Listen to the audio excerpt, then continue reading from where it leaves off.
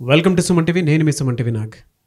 వేదిక ఆస్ట్రాలజీ ప్రకారం 18 ఏళ్ల తర్వాత సూర్యుడు, శుక్రుడు అండ్ కేతువు కన్యా రాశిలో సంచరించబోతూ ఉన్నారు. అయితే దీని ప్రకారం కనుక మనం చూసుకుంటే వేదిక ఆస్ట్రాలజీ అసలు దీనికి ఏం చెప్తుంది, ఎటువంటి మార్పులు సంభవించే అవకాశం ఉంది అనేది ఈరోజు మనతో పాటు వేదిక ఆస్ట్రాలజర్ సురేష్ గారు ఉన్నారు. వారి మాటలు తెలుసుకుందాం. హలో సార్, నమస్తే. హలో అండి, నాగరాజు గారు నమస్తే అండి. సార్, అంటే జనరల్గా మనకు తెలిసింది 18 years తర్వాత ఇది జరగబోతుందని చెప్పేసి అన్నారు. సూర్యుడు, శుక్రుడు, కేతువు కన్యా రాశిలో ప్రవేశించబోతూ ఉన్నారు. దీనివల్ల కొన్ని మార్పులు చేర్పులు జరిగే అవకాశం ఉంటుంది ఆ రాశి వారికి కూడా అని చెప్పేసి అంటూ ఉన్నారు. ఏ విధంగా ఉండే అవకాశం ఉంటుంది అంటారు? సో ఇది ఒక మంచి సందర్భం మనం మాట్లాడుకోవడానికి. ఆస్ట్రాలజికల్ పరంగా చూసుకుంటే దీని ఇంపాక్ట్ చాలా ఎక్కువ ఉంటుందండి. ఎందుకంటే కన్యా రాశిలో సూర్యుడు, కేతు కలిసి ఉండటం అనేది చాలా రేరుగా కలుస్తుంటుందండి. మన కరెక్ట్గా కనుక చూసుకుంటే 18 years తర్వాత ఈ కాంబినేషన్ వస్తుంది. దాంట్లో కొద్ది కాలం పాటు శుక్రుడు కూడా ఉన్నాడండి. ఇందులో కనుక మనం చూసుకుంటే మనకి గ్రహాలకు రాజు సూర్యుడు. తర్వాత కేతు వచ్చేటప్పటికి రాహు కేతులు సూర్యుడినే షేక్ చేసేస్తారనమాట. ఎలాంటి గ్రహానికైనా సరే వాటి పక్కన ఉంటే వాటి నీచత్వం వాటికి అబ్బేసి అవి పని చేయకుండా పోతాయి. వాటి క్రూర గ్రహాలు అంటారు. ఎదుటి వాళ్ళ స్ట్రెంత్ లాగేసుకుంటారు అనమాట. 2 క్రూర గ్రహాలు, ఒక శుభగ్రహం ఉండటంతో ఈ కాంబినేషన్ 18 years తర్వాత కన్యరాశిలో రావడం వల్ల జరిగింది. ఇందులో వచ్చేటప్పటికి కన్యరాశి వచ్చేటప్పటికి శుక్రుడికి కేతువులకు అనుకూలంగా ఉంది, కానీ సూర్యుడికి అనుకూలమైన రాశి కాదు. ఇలా చాలా విచిత్రమైన కాంబినేషన్తో విచిత్రమైన గుణగలగల ఉన్న రాశులు ఈ ప్లానెట్స్ కలిగి ఉండటం వల్ల ఏమవుతుందంటే కేతు మోక్షకారకుడు. అంటే ప్రతిదాన్ని ఎంజాయ్ చేయనివ్వడం అనమాట. బాహ్యంగా ఏది చేయాలన్నా కానీ కేతు దాన్ని డిస్కనెక్ట్ చేస్తూ ఉంటాడు. దానికి ఆపోజిట్ శుక్రుడు అంటే ప్రతిదీ ఎంజాయ్ చేయాలనుకుంటూ ఉంటాం. వీళ్ళిద్దరూ ఒకే చోట కలిసి ఉన్నారు. వీళ్ళిద్దరి పైన అధిపతి ఎవరంటే సూర్యుడు ఉన్నాడు అనమాట. సూర్యుడు ఏం చేస్తాడంటే గ్రహరాజు కాబట్టి వీళ్ళిద్దరి ఇంపాక్ట్ వాళ్ళ మీద ఉంటుంది, వాళ్ళ మీద వీళ్ళ మీద ఇంపాక్ట్ ఉంటుంది అని చెప్పేసి మనకి జ్యోతిష శాస్త్రం చెప్పడం వల్ల ఈ కాంబినేషన్లో శారీరకంగా మానసికంగా కొన్ని రాశుల వాళ్ళకి చాలా ఇబ్బంది పడే అవకాశం ఉంది, కొన్ని రాశుల వాళ్ళకి చాలా బాగుండే అవకాశం కూడా ఉంది. అయితే ఈసారి ఈ కాంబినేషన్ ఏంటంటే జనరల్గా కొన్ని రాశుల వాళ్ళకి బాగలేదు, కానీ ఈ కాంబినేషన్ వాళ్ళకి చాలా మంచి చేస్తుంది అనమాట.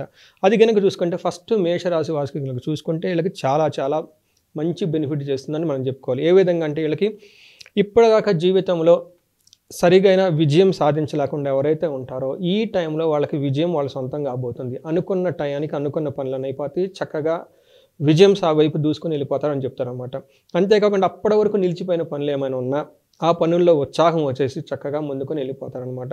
తర్వాత కుటుంబంలో కనుక ఎవరైతే కనుక ప్రాబ్లమ్స్ కనుక ఫేస్ చేస్తూ ఉన్నారో వాళ్ళ కుటుంబం చాలా బాగుంటుంది. ఎందుకంటే గురుడు కూడా వీళ్ళకి 2nd హౌస్లో ఉండటం వల్ల చాలా చక్కగా మంచి బంధువులతోటి చక్కగా మాట్లాడుతూ వాళ్ళకి కావాల్సిన ధనం కానీ ధాన్యం కానీ చక్కగా సమృద్ధిగా వచ్చేస్తుందని చెప్పేసి మేషరాశి వారికి ఇది ఒక మంచి తరుణం అని మనం చెప్పుకోవాలంటే ఈ కాంబినేషన్ మంచిది కాదు, కానీ వీళ్ళకి మాత్రం చాలా మంచి చేస్తుందని మనం జ్యోతిష శాస్త్రం ద్వారా చెప్పుకోవచ్చు. నెక్స్ట్ వచ్చేటప్పటికి సింహరాశి. సింహరాశిలో ఈ కన్యరాశి వల్ల జరగటం అవుతుంది. సింహరాశి నుంచి ఇది 2nd house అవుతుంది. వీళ్ళకి ఏమవుతుందంటే అప్పటిదాకా ఆందోళనకరంగా ఉన్న సిచ్యువేషన్లు ఏమన్నా ఉంటే అవన్నీ తొలగిపోయేస్తే చక్కగా ఉంటుంది. తర్వాత వాళ్ళకి కార్యంలో అసంతృప్తిగా గనక పనులు ఇప్పటిదాకా జరిగి ఉంటే ఇక నుంచి ఈ కాంబినేషన్ నుంచి వాళ్ళకి ఒక సాటిస్ఫాక్షన్ జరిగే అవకాశం ఎక్కువగా ఉంది. ఫైనల్గా వాళ్ళు విజయం అయితే సాధిస్తారు. వ్యాపారాలు కనుక ఎవరైతే కనుక ఇప్పటిదాకా సరిగా లేవో స్టాగ్నేటెడ్గా ఉన్నారో వాళ్ళ వ్యాపారంలో కదలిక వచ్చేసి ఒక పాజిటివ్ గ్రోత్ వచ్చి చక్కగా ముందుకెళ్ళిపోతారు. ఈ టైంలో ఇప్పటిదాకా వాళ్ళు డిస్ట్రాక్టెడ్గా ఉన్న మనుషులు ఇక నుంచి వాళ్ళు చాలా కాన్సన్ట్రేటెడ్గా ఉంటారు. వాళ్ళకి కావాల్సిన ఆబ్జెక్టివ్స్ వాళ్ళు ఏమేమి అచీవ్ చేయాలి చాలా క్లియర్గా ఉండేసి వాటి వైపు దూసుకొని వెళ్ళిపోతారు సింహరాశి వాళ్ళని మనం చెప్పుకోవచ్చు. నెక్స్ట్ కన్యరాశి. ఈ సిచ్యువేషన్ జరుగుతుంది కన్యరాశిలో కాబట్టి రాశిలోనే ఇలాంటివి ఉన్నాయి కాబట్టి జనరల్గా మనం ఏమనుకుంటామంటే కన్యరాశులు ఈ కాంబినేషన్ ఉండటం వల్ల ఏ ప్లానెట్ జన్మరాశిలో ఉండటం మంచిది కానుకుంటారు. కానీ ఈ కాంబినేషన్ ఉండటం వల్ల ఏమవుతుందంటే వీళ్ళకి ఇప్పటిదాకా డబ్బుకి సంబంధించిన ఏ విషయాలకు ప్రాబ్లమ్స్ ఉంటే ధన ప్రవాహం వీళ్ళకి స్టార్ట్ అవుతుంది. తర్వాత వీళ్ళ గురించి వీళ్ళకి ఏమవుతుందంటే ప్రత్యేకంగా ఒక బెనిఫిట్ పొందనమాట. అంటే రొటీన్గా ఉండే బెనిఫిట్, అన్ఎక్స్పెక్టెడ్ ఫైనాన్షియల్ గెయిన్, అన్ఎక్స్పెక్టెడ్గా ప్రమోషన్ రావటం, వాళ్ళు ఊహించిన విధంగా వాళ్ళ చుట్టూ ఉన్న పరిస్థితులన్నీ వాళ్ళకి అనుకూలంగా తయారయ్యి చాలా గ్రోత్ వచ్చే అవకాశం ఎక్కువగా ఉంది. తర్వాత ఏదైనా సమస్య ఇప్పటిదాకా వాళ్ళు కనుక ఎదుర్కొనుండి లేదంటే గ్రోత్ లేకుండా ఉంటే చాలా క్లారిటీ వచ్చేసి ముందుకెళ్ళిపోతారు. పర్టికులర్గా డబ్బుకు సంబంధించిన విషయాలు వీళ్ళు చాలా అనుకూలంగా ఉంటుందని మనం చెప్పుకోవాలి. లాస్ట్కి వచ్చేటప్పటికి మనకి ధనుసు రాశి వాళ్ళకు కూడాను గురుడు వీళ్ళకి 3rd హౌస్లో ఉన్న చాలామందికి అంత ఒక బ్రేక్ త్రూ రాదనమాట. కానీ ఈ కాంబినేషన్ వీళ్ళకి 4th హౌస్లో జరగటం వల్ల ఆర్థికంగా వీళ్ళకి చాలా బలపడి చక్కగా ఉంటారు. తర్వాత పాత పెట్టుబడులు ఇప్పటిదాకా వీళ్ళు ఎక్కడైనా ఇన్వెస్ట్మెంట్లు కనుక చేసి ఉంటే అవన్నీ తిరిగి వచ్చే అవకాశం ఎక్కువగా ఉంది. తర్వాత వీళ్ళకి 4th హౌస్ని సుఖస్థానం అంటారు. అంటే వెహికల్స్ కొనటానికి కానీ, లేదంటే ఇల్లు కట్టుకోవటానికి కానీ, లేదంటే భూమికి సంబంధించిన విషయాల్లో వీళ్ళకి చాలా స్మూత్ ఫ్లో ఎనర్జీ వచ్చేసి చాలా చక్కగా ఉంటుందని మనం చెప్పుకోవచ్చు. ఈ విధంగా ఈ 4 రాశుల వాళ్ళకి ఈ 3 గ్రహాల కలయిక ధనుసు రాశి, కన్య రాశి, సింహరాశి, మేషరాశి వాళ్ళకి ఒక అదృష్టం తీసుకొస్తుందని మనం అనుకోవచ్చు అండి. అంటే వీళ్ళందరికీ బాగానే ఉంది. ఏ రాశి వారికి కలిసి వచ్చే అంశాలు లేవంటారు? మీరు అడిగినట్టు కొంతమంది రాశులకి ఈ కాంబినేషన్ మంచిది కాదండి. అందులో పర్టికులర్గా కుంభరాశి వాళ్ళకి చాలా మంచిది కాదు. ఎందుకంటే వాళ్ళకి ఆల్రెడీ ఎల్నాడ్స్తో ఇబ్బంది పడుతూ ఉన్నారు. ఇదేదో అంటారు చూడండి, ఏదో అంటారు చూడండి, ఒక సామెత చెప్తా అంటారు, పెనం మీద నుంచి పొయ్యిలో పడినట్లు, లేదంటే రోకల పొడి వచ్చి పడినట్లు, మూలిగా నక్క మీద ఏదో పడినట్లు. వీళ్ళకి పాపం ఆల్రెడీ వాళ్ళకి ఏలినాడ్స్ అని బాధపడుతుంటే వీళ్ళకి 8th హౌస్లో ఈ కాంబినేషన్ జరిగిందండి. మనకి 21st దిక్కాణం అని చెప్తారు. దిక్కాణంలో ఇందులో ఏ ప్లానెట్ ఉన్నా మంచిది కాదు. ఒకేసారి 8th హౌస్లో దుస్థానంలో 3 ప్లానెట్స్ ఉండడం వల్ల వీళ్ళకి అన్ఎక్స్పెక్టెడ్గా ప్రాబ్లం జరిగే అవకాశం ఉంది. కాబట్టి వీళ్ళు జాగ్రత్తగా ఉండాలని చెప్పేసి ఒక సూచన.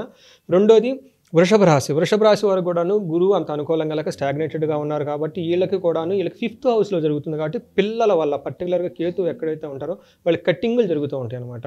అందుకని పిల్లల విషయంలో, తర్వాత లవ్ విషయంలో, రొమాన్స్ విషయంలో అనుకోని విధంగా టర్న్ అరౌండ్ జరిగేసి ఇబ్బంది పడే అవకాశం ఎక్కువగా ఉంది. కాబట్టి ఈ విషయంలో పిల్లలు ప్లస్ ప్రేమికులు చాలా కేర్ఫుల్గా ఉండాలి. మిస్అండర్స్టాండింగ్ వచ్చి బ్రేకప్ అయ్యే అవకాశం అయితే ఖచ్చితంగా ఉందని చెప్పుకోవాలి. వీటి కాకుండా మనకి మిథున రాశి వారికి కూడాను 4th హౌస్లో జరుగుతుంది. కాబట్టి 4th హౌస్ సుఖస్థానం అని చెప్పుకుంటాం. రాహుకేతుల కాంబినేషన్ ఉంది. అందులో శుక్రుడు కూడాను వీళ్ళకి భోగాన్ని ఎవరైతే ఇస్తారో ఆ శుక్రుడు కూడాను వీళ్ళు 2 పాప గ్రహాల మధ్య ఉండటం వల్ల వీళ్ళకి రావాల్సిన వెహికల్స్ కొనాలన్నా, తర్వాత ఇల్లు కట్టాలన్నా, భూమి కొనాలన్నా కానీ వీళ్ళకి సరైన ఒక ఫ్లో లేక కొంచెం ఇబ్బందులు పడి లిటిగేషన్ పడే అవకాశం ఎక్కువగా ఉంది. కాబట్టి ఈ 3 రాశులు వాళ్ళు జాగ్రత్తగా ఉండాలని చెప్పి సూచన. దీనికి రెమెడీ ఏంటి సార్? అంటే జనరల్గా సార్ ఒకటి వచ్చేటప్పటికి ఫస్ట్ మకర రాశి వాళ్ళకి ఏం చేయాలంటే మన్యుసూక్త పాశుపత హోమం అని ఉంటుందండి. అది ఖచ్చితంగా చేసుకోవాలి. ఎందుకంటే మన్యు వచ్చేప్పటికి శనికి సంబంధించిన విషయం. ఒకటి వాళ్ళకి ఏలినాటి శని నడుస్తుంది, అష్టమంలో ఇన్ని జరుగుతున్నాయి. కాబట్టి కనపడని విధంగా శత్రువులు కానివ్వండి, దుష్ప్రభావాలు ఏమైనా ఉన్నా కానీ ఇది శాస్త్రోక్తంగా చూస్తే ఈ హోమం వాళ్ళకి రికమెండ్ చేయబడింది. నెక్స్ట్ వచ్చేటప్పటికి వీళ్ళకి 5th హౌస్లో వృషభ రాశి వాళ్ళకి కనుక 5th హౌస్లో పిల్లలు ఉండగలరు. వీళ్ళకి సంతాన పాశుపత హోమము, లేదంటే అన్యోన్య దాంపత్య హోమం కానీ ఇవన్నీ చేయాల్సి ఉంటుంది. 4th హౌస్లో వచ్చేటప్పుడు శుక్రుని వల్ల ఉంది కాబట్టి శుక్రుడికి జపం చేయాల్సి ఉంటుంది. వీళ్ళకి కూడాను అన్యోన్య పాశుపత హోమం కనుక రికమెండేషన్ చేస్తే వెహికల్స్ ఏమైనా కొనాలన్నా కానీ, భూమిని ఏమైనా కొనాలన్నా కానీ ఇలాంటి వాటికి వాళ్ళకి రాబోయే ప్రాబ్లమ్స్ని ముందుగానే ఎన్కౌంటర్ చేసి తర్వాత ఈ హోమం వాళ్ళకి రక్షణ కల్పిస్తుందని చెప్పేసి చెప్తారు. అలా ఏ హోమం చేసినా కానీ 3 to 6 monthsలో వాళ్ళకి అత్యంతమైన మంచి ఫలితాలు వచ్చేసి వాళ్ళ ఇష్టకామ్యం ఏదైతే ఉందో, దేని గురించి అయితే ఈ హోమం చేస్తున్నారో ఆ హోమం యొక్క సిద్ధి వాళ్ళకి వస్తుందని చెప్పేసి మన గ్రంథాల్లో చెప్పబడినాయి. మిమ్మల్ని అప్రోచ్ అవ్వాలి అంటే ప్రాసెస్ ఏంటి సార్? అంటే ఇది ఇలా ఉంటే మిమ్మల్ని అప్రోచ్ అవ్వాలనుకుంటున్న వాళ్ళు చాలామంది ఉంటారు. వీళ్ళకి వచ్చి ఫస్ట్ మనకి స్క్రీన్ మీద కనిపిస్తుంది నెంబర్ ద్వారా మనకు కనెక్ట్ అయితే పర్టికులర్గా మనకు ఏం చేస్తామంటే ఎండ్ టు ఎండ్ కేర్ తీసుకుంటామండి. అంటే వాళ్ళతే కాదు, వాళ్ళ ఇంట్లో జాతకాలు కూడా మనం చూస్తాం. కొన్నిసార్లు అంటే ఇంట్లో వాళ్ళ ఎఫెక్ట్ కూడా వీళ్ళ మీద పడుతూ ఉంటుంది. ఆ తర్వాత వీళ్ళకి అప్రాపరేట్గా ఏ హోమం చేయాలి, ఎలా చేయాలి, ఆ తర్వాత హోమం చేయడానికి కూడా దానికి మంత్రోపాసన చేసి, సాధన చేసి, దీక్ష చేసిన వాళ్ళు, వేదిక పండితులు, స్కాలర్స్ కూడా కావాలి. మనం వాళ్ళ దగ్గరికి అప్రోచ్ అయితే మనకి ఆ విషయం ఎండ్ టు ఎండ్ కేర్ తీసుకొని ఈ హోమాలు అవన్నీ వాళ్ళకి దగ్గరుండి వాళ్ళ చేత కుటుంబంలో చేయించవచ్చు. 3 to 4 days అక్కడే ఉండేసి దోషాలన్నీ పోగొట్టచ్చు. తద్వారా వాళ్ళకి 3 to 6 monthsలో వాళ్ళు ఏ పని అయితే అనుకున్నారో ఆ పని వాళ్ళు చక్కగా కార్యం సిద్ధించి విజయం వైపు తీసుకెళ్తారు. Very good sir, thank you so much. So చూసారు కదండి ఈ వీడియోపై మీ అభిప్రాయాన్ని కమెంట్ బాక్స్లో పోస్ట్ చేయండి. మీరు కనుక వేదిక ఆస్ట్రాలజీ ప్రకారం మీకు ఉండేటువంటి డౌట్స్ ఏవైతే ఉంటాయో వాటిని క్లియర్ చేసుకుందాం అనుకున్నటువంటి వాళ్ళు, లేదంటే ఒక మంచి రెమెడీ కోసం నిజంగానే త్రూ వేదిక ఆస్ట్రాలజీ మీకు ఉండేటువంటి ప్రతి సమస్యకి ఒక సొల్యూషన్ కావాలి అనుకున్నటువంటి వాళ్ళు అపాయింట్మెంట్ తీసుకుని సురేష్ గారిది డెఫినెట్గా దాని నుంచి బయటపడాలి అనుకుంటే, అంటే మీ లైఫ్ స్టైల్ ఏ విధంగా ఉంటుంది అనేటువంటి విషయం తెలుసుకోవాలి అనుకున్నటువంటి వాళ్ళు స్క్రీన్ మీద మీ కాంటాక్ట్ నెంబర్ కనిపిస్తుంది సురేష్ గారిది. దానికి మీరు call or message or WhatsApp చేసి అపాయింట్మెంట్ బుక్ చేసుకోండి. అండ్ ఈ వీడియో లైక్ చేయండి, షేర్ మాత్రం తప్పకుండా చేయండి. ఇలాంటి మరిన్ని వీడియోస్ కోసం మా ఛానల్ ఫాలో అవ్వండి. Thank you.